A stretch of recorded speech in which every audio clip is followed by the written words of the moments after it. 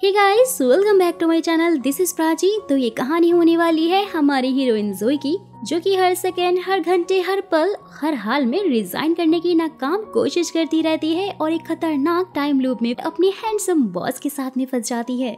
लेकिन सवाल ये उठता है कि आखिरकार जोई रिजाइन करना क्यों चाहती थी, और ये मैं आपको वीडियो में आगे बता दूंगी। लेकिन उससे पहले दोस्तों, जो भी इस चैनल पे पहली बार आया है, फर्स्ट टाइम मेरी वॉइस को सुन रहा है, फटाक से चैनल को सब्सक्राइब कर दीजिएगा और अगर वीडियो पसंद आए तो लाइक भी कीजिएगा, ताकि आपसे ऐसी इंटरेस्टिंग वीडियोस मिस ना हो जाए। सो कहानी शुरू होती है। जोई सोकर उठती है क्योंकि उसका फोन बहुत जोरों से बज रहा था। फोन पर कोई और नहीं बल्कि उसका हैंडसम और खड़ूस बॉस होता है, जो कि गुस्से में अपने नाश्ते के मेन्यू के बारे में जोई से पूछ रहा था और जल्द से जल्द उसे अपने पास आने के लिए कहता है। तो चलिए फटाक से बात कर लेते हैं हमारे हीरो की। हीरो का नाम शिन है और वो हैंडसम होने के साथ बहुत ज्यादा खड़ूस है और साथ ही वक्त का पाबंद है। शिन को टाइम वेस्ट करना बिल्कुल भी पसंद नहीं है। जैसे ही जोई उसके लिए नाश्ता लेकर आती है तो वो उसे साफ खाने से इनकार कर देता है, क्योंकि वो 12 सेकंड लेट हो गई थी। बेचारी हमारी हीरोइन ने सुबह उठकर इतनी मेहनत से नाश्ता बनाया और अब इन जनाब को खाना भी नहीं है। मैं तो कहती हूँ हीरोइन जी, मुँह पर फेंक कर मारो खड़ूस कहीं का। जोई कार में जाती है और कुछ निकाल कर लेकर आती है और आते ही शिन का हाथ पकड़ लेती है। शिन भी थोड़ा शर्माने लग जाता है, क्योंकि उसे तो यही लग रहा था कि भाई मैं इतना ज्यादा हैंडसम हूँ कि लड़की तो मुझसे इम्प्रेस ही हो गई है। लेकिन जोई तो उसकी शर्ट कफ का बटन लगाकर बोलती है कि सर ये आप जल्दी जल्दी में गाड़ी में ही भूल आए थे। और यहाँ तो हमारे बेचारे हीरो का मुंह देखने लायक ही हो गया था, क्योंकि हीरो जी सपने बस सोते हुए ही अच्छे लगते हैं, जागो और सच्चाई को देखो। शिन थोड़ा एम्बैरेस हो जाता है, लेकिन तभी उसे बहुत भूख लगने लग जाती है और वो जोई को वापस से नूडल लाने के लिए भेजता है। बेचारी जोई भागते हुए नूडल्स लेने जा रही थी कि तभी उसकी सैंडल टूट जाती है और उसके पैर में बहुत बुरी तरह से चोट लग जाती है, जहाँ वो बेहोश हो जाती है। और जैसे ही उसकी हॉस्पिटल में आँख खुलती है और वो अपने सामने शिन को देखती है, जो कि उसे बहुत ही घूर घूर के देख रहा होता है, जैसे कि बस खा ही जाएगा। जोई तो ये सोचकर खुश हो रही होती है कि बॉस को उसकी चिंता है और शायद इसीलिए उसे हॉस्पिटल देखने आए हुए होंगे, लेकिन ऐसा तो कुछ होता ही नहीं है। बॉस को तो सिर्फ अपने काम की पड़ी होती है और बोलते हैं कि मैं तुम्हें यहाँ पर देखने नहीं आया हूँ, बल्कि तुमने डॉक्यूमेंट्स अभी तक रेडी नहीं किए थे, तो फटाक से नहीं रेडी करके दे दो। बेचारे हीरोइन की गलतफहमी 2 सेकंड में खत्म हो जाती है और हीरो उसे जल्दी डॉक्यूमेंट रेडी करके देने का बोलकर चला जाता है। जैसे ही जोई डॉक्यूमेंट भेजने के लिए अपना लैपटॉप ओपन करती है तो देखती है कि एक नई कंपनी ने उसे सिक्योरिटी की जॉब के लिए मेल किया था। वो सोचती है कि क्यों ना मैं इस जॉब के लिए अप्लाई ही कर दूं और उस खड़ूस बॉस से अपना पीछा छुड़वा लूं। लेकिन उस जॉब के लिए तो सिर्फ आज का ही आखिरी इंटरव्यू का दिन है। 12 बस बजने वाले होते हैं। वो गॉड से प्रे करने लग जाती है कि प्लीज भगवान मुझे बस एक मौका दे दो इस इंटरव्यू को पास करने का, ताकि मैं उस जालिम को छोड़ सकूं। जोई की प्रेयर में इतनी ज्यादा शिद्दत थी और ऐसा लग रहा था कि भगवान ने सच में उसकी बात सुन ली है, क्योंकि जैसे ही 12 बजते हैं वो दिन फिर से शुरू हो जाता है। वो फिर से सोकर उठती है और अपने फोन में देखती है कि ये तो वही डेट है जिस दिन वो हॉस्पिटल में थी, और ये देखकर तो वो बहुत ही ज्यादा खुश हो जाती है और थोड़ा कंफ्यूज भी हो गई थी। वो सोचती है कि आज वो हर हाल में अपना रेजिग्नेशन लेटर शिन को दे देगी और साथ ही दूसरी जॉब भी ज्वाइन कर लेगी। जैसे ही वो अपना रेजिग्नेशन लेटर लेकर बॉस के पास जाती है, वो उसे साइन करने से साफ इनकार कर देते हैं। साथ ही ये भी बोलते हैं कि तुम ये कंपनी तभी छोड़कर जा सकती हो जब तुम रिटायर होगी। बेचारी जोई उसके पीछे पीछे घूमने लग जाती है। दोनों लिफ्ट में चले जाते हैं और अचानक से लिफ्ट खराब हो जाती है। वो दोनों साथ में ही हॉस्पिटल पहुँच जाते हैं, जहाँ होश में आते ही डॉक्टर उसे बताते हैं कि तुम दोनों को बहुत ज्यादा चोट लग गई है और तुम दोनों कब तक ठीक हो जाओगे इस बारे में कुछ कहा नहीं जा सकता। जैसे ही जोई अपने साथ वाले बेड पे बॉस को लेटा देखती है, बहुत बुरी तरह से शॉक हो जाती है कि अब सारी जिंदगी इस पागल के साथ ही रहना पड़ेगा। लेकिन तभी 12 बजते हैं रात के और वो दिन एक बार फिर से शुरू हो जाता है। और जोई तो ये देखकर बहुत ज्यादा खुश हो गई थी, लेकिन वो समझ जाती है कि जब तक बॉस उसका रेजिग्नेशन लेटर साइन नहीं कर देते वो इस लूप में ही फंसी रहेगी। तो अगर उसे इस लूप से बाहर निकलना है तो इसके लिए उसे अपना रेजिग्नेशन लेटर हर हाल में साइन करवाना ही पड़ेगा। जोई ऑफिस जाती है, लेकिन इस बार वो फुल प्रोटेक्शन में थी, ना ही उसने बड़ी बड़ी हील्स पहनी थी और वो लिफ्ट से भी दूर रहती है। जहाँ पर तभी एंट्री होती है हमारी साइड हीरो की, जो कि जोई के साथ ही उसी ऑफिस में काम करता है, जिसका नाम चैंग है। चैंग हमारी सेक्रेटरी जोई को काफी ज्यादा पसंद करता है। सीन शिफ्ट होता है और इस बार जोई शिन से पीछा छुड़वाने के लिए कहती है कि बॉस आज मैंने अपनी और आपकी राशि के बारे में पढ़ा है, जिसमें ये लिखा हुआ था कि जिस डेट और दिन पर आप पैदा हुए हैं, अगर मेरे साथ में रहेंगे तो उन्हें कुछ भी हो सकता है और उनकी जान को भी खतरा हो सकता है। तो मेरी आपसे ये रिक्वेस्ट है कि प्लीज आप मेरे रेजिग्नेशन लेटर पर साइन कर दीजिए, जिससे कि आप भी बच जाएंगे और मुझे भी आपकी चिंता नहीं होगी। शिन कहता है कि तुम्हें चिंता करने की कोई जरूरत नहीं है क्योंकि मेरे आईडी कार्ड पर गलत डेट लिखी हुई है और वो मेरी रियल डेट ऑफ बर्थ है ही नहीं। क्या बात है हीरो जी, बहुत तेज जा रहे हो। फिर शाम के टाइम में ज़ोई चैंग के साथ में डिनर कर रही होती है, जहाँ वो उससे पूछता है कि तुम काफी ज्यादा उदास लग रही हो। तो वहाँ वो उसे शिन के बारे में सब कुछ बताते हुए कहती है कि मैं बॉस से बहुत ज्यादा परेशान हो चुकी हूँ।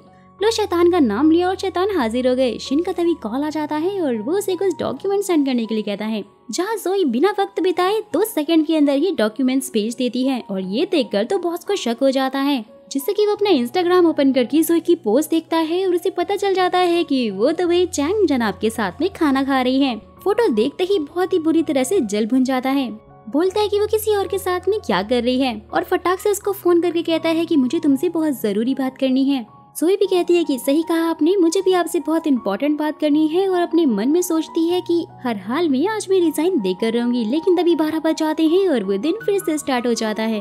अरे नहीं, दिन भी निकल गया और साइन भी नहीं हो पाया। बेचारी ज़ोई परेशान होकर ऑफिस में बैठी होती है, जहाँ उसकी मॉम की कॉल आती है और वो भी काफी परेशान हो चुकी थी क्योंकि वो ज़ोई को शादी करने के लिए बार बार बोलती थी, बट वो शादी कर ही नहीं रही थी। जहाँ तभी बॉस एकदम ज़ोई के फेस के सामने आ जाते हैं और उसे कहते हैं कि घर की बातें ऑफिस में मत किया करो। जहाँ मॉम को तो यही लगता है कि शायद दोनों किस कर रहे हैं और वो तो काफी ज्यादा खुश हो जाती है। बॉस मॉम को हाई बोलकर वहाँ से चले जाते हैं और मॉम ज़ोई से कहती है कि तुमने मुझे बताया नहीं कि तुम्हारा बॉस इतना ज्यादा हैंडसम है और तुम उसे डेट कर रही हो। मॉम की बातों से परेशान होकर ज़ोई फोन ही काट देती है।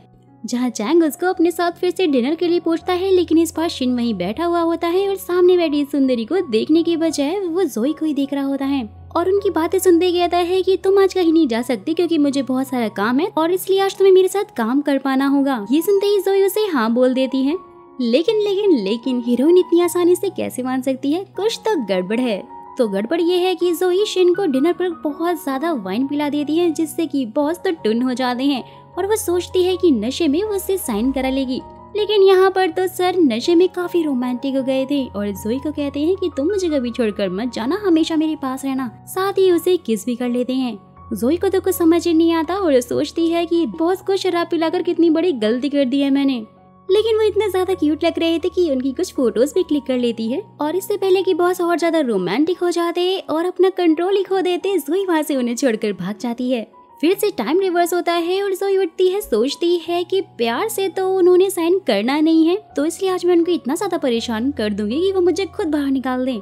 शिन मीटिंग में होता है। ज़ोई उसके लिए ये सोचकर दूसरी कॉफी लेकर आती है कि शायद बॉस को उसके ऊपर गुस्सा आ जाएगा और इसलिए वो उसे वहाँ से निकाल देंगे, लेकिन ऐसा कुछ भी नहीं होता क्योंकि एक तरह की कॉफी बार बार पीने के लिए डॉक्टर ने भी उसे मना किया था और जो कॉफी ज़ोई लेकर आई थी डॉक्टर ने शिन को वही कॉफी पीने के लिए कहा था।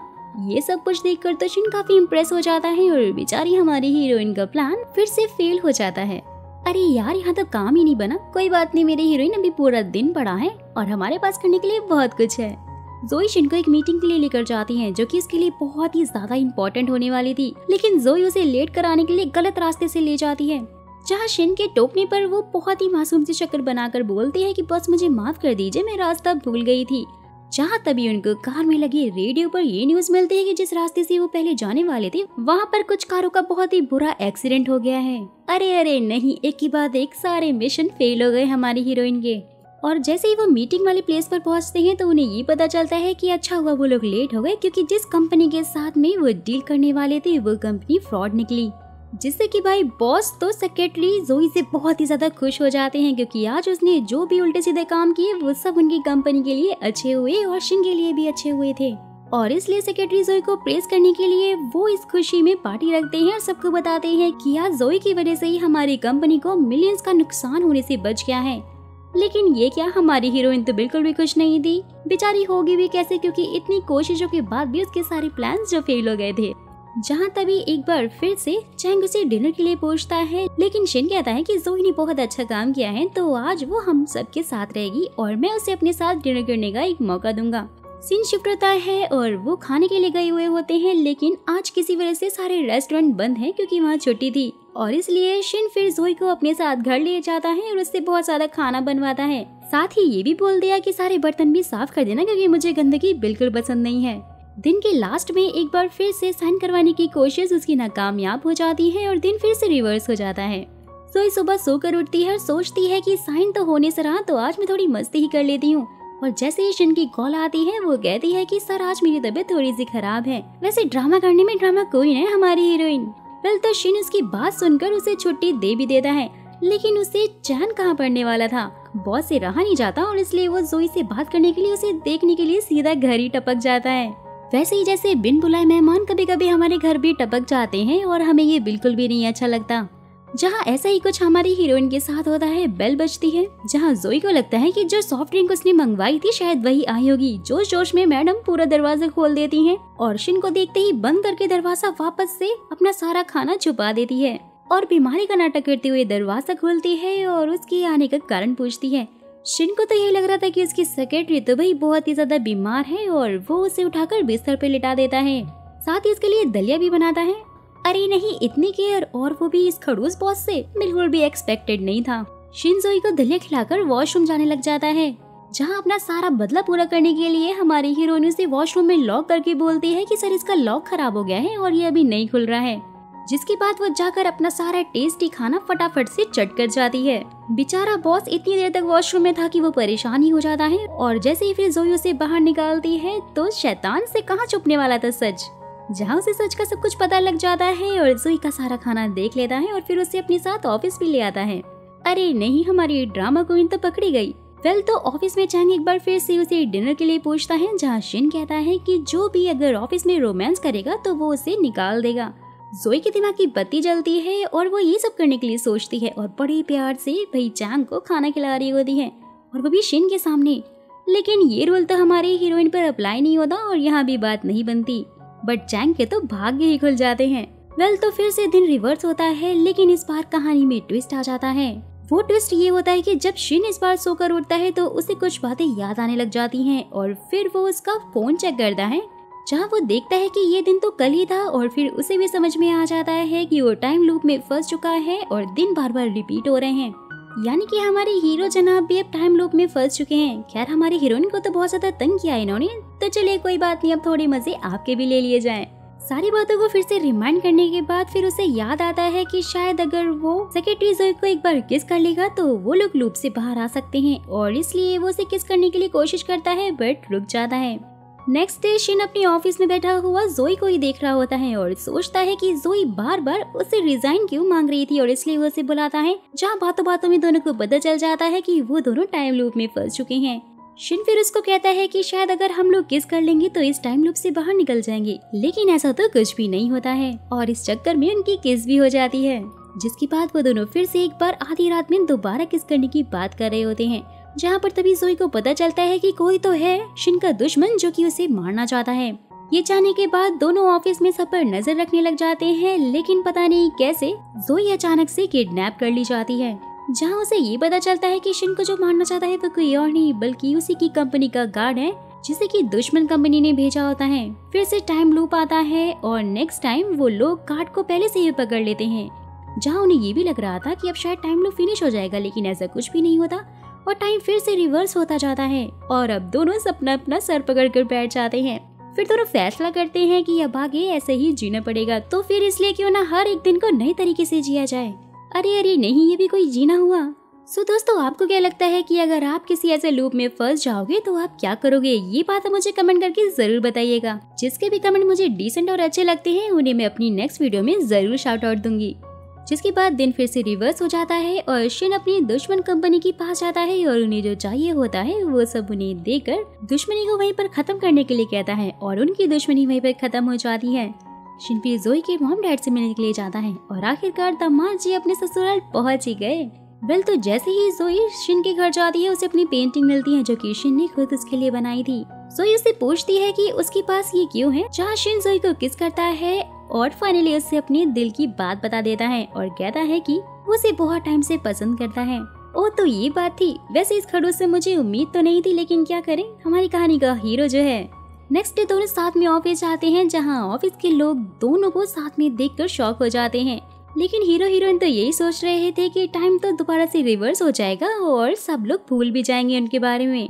तो इसलिए वो दोनों ही खुलेआम पूरे ऑफिस को अपने प्यार के बारे में दिखाने लग जाते हैं कि वो दोनों एक दूसरे से कितना ज्यादा प्यार करते हैं। लेकिन तभी हमारी हीरोइन ज़ोई के फोन पर मैसेज आता है जिसमें लिखा हुआ था कि आज आपका जॉब कॉन्ट्रैक्ट खत्म हो चुका है। और जब वो ध्यान से मैसेज को देखती है तो उसे पता चलता है कि टाइम रिवर्स नहीं हुआ है बल्कि नेक्स्ट डे स्टार्ट हो गया है। वो सोचते हैं कि प्यार का इजहार करने के बाद जो कि सन दोनों ने की थी तभी टाइम लूप खत्म हो गया है। और इसके बाद शिन ज़ोई को फिर से गेस करने के लिए कहता है एंड गाइस यहीं पर इस स्टोरी की हैप्पी वाली एंडिंग हो जाती है। हाँ, तो अब आप लोग जाओ और सोचो कि अगर ऐसा आपके साथ हुआ होता तो आप क्या करोगे और मुझे कमेंट बॉक्स में कमेंट जरूर करना ताकि नेक्स्ट वीडियो में मैं आपको शाउट आउट दे सकूं। साथ ही जाने से पहले अगर वीडियो पसंद आया तो लाइक जरूर करना और अगर नए हो तो चैनल को सब्सक्राइब करना ताकि वीडियो मिस ना हो जाए आपसे।